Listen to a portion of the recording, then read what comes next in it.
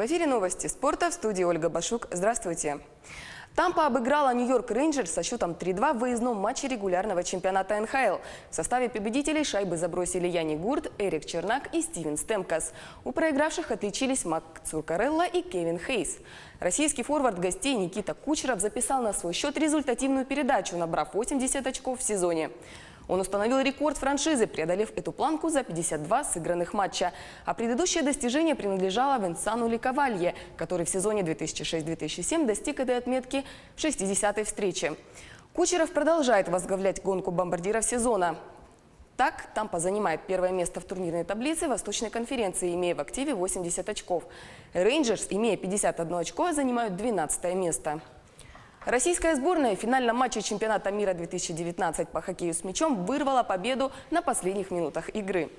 Команда обыграла хозяев турнира и стала победителем в 12-й раз за свою историю. На протяжении игры сборная уступила команде Швеции с разницей в 1-2 гола. Но в конце матча смогла отыграться и сравнять счет. Итог игры 6-5 в пользу россиян. Последний гол команда забила уже в добавленное время. Третье место в турнире заняла команда из Финляндии. Игра со сборной Казахстана закончилась со счетом 8-2. Член исполкома Федерации хоккея с мячом России Сергей Мяус прокомментировал победу следующим образом. Парни вытерпели и догнали в дополнительное время и показали превосходство. Самое главное, что при счете 1-3 не стали паниковать. Поздравляю всех россиян, поклонников хоккея с мячом и тренерский штаб, сказал Мяус. Россия! Россия! Россия! Россия! Российский теннисист Карен Хачанов обыграл швейцарца Хенри Лааксонена в 4-й игре матча квалификационного раунда Кубка Дэвиса, который проходит в Швейцарии.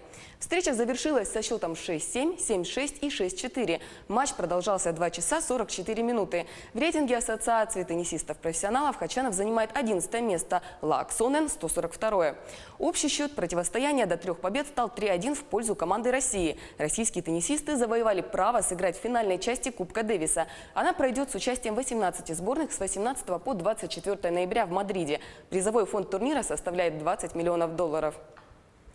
Российский боец смешанного стиля Саид Нурмагомедов одержал победу над бразильцем Рикардо Рамосом на турнире абсолютного бойцовского чемпионата. Турнир UFC Fight Night 144 проходит в бразильской Форталезе. 26-летний россиянин выиграл бой в легчайшей весовой категории техническим нокаутом в первом раунде. Нурмагомедов провел второй поединок в UFC и одержал вторую победу. Всего на его счету 13 побед и 1 поражение в ММА. А 30-летний россиянин Магомед Бибулатов в поединке в наилегчайшем весе проиграл раздельным решением судей бразильцу Рожелио Банторину. В активе Бибулатова теперь 14 побед и 2 поражения в ММА. Он проиграл 2 поединка из 3 в UFC. А в эти выходные в Якутске прошли первенство и чемпионат республики по смешанным боевым единоборствам. Всего в турнире приняли участие более полусотни бойцов из спортивных клубов столицы и команды из районов. Решением федерации в чемпионате не принимают участие профессиональные бойцы. Поэтому на ринг выходят новички.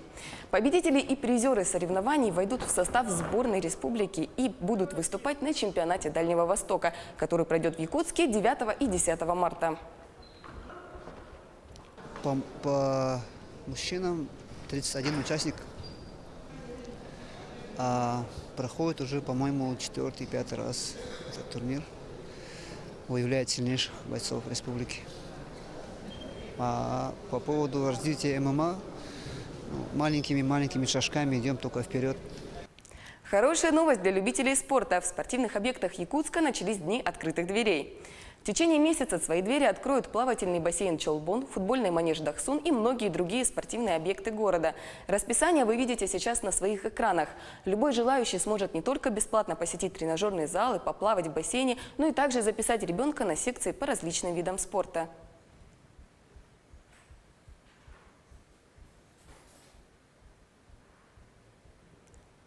Это были новости спорта. Всего доброго!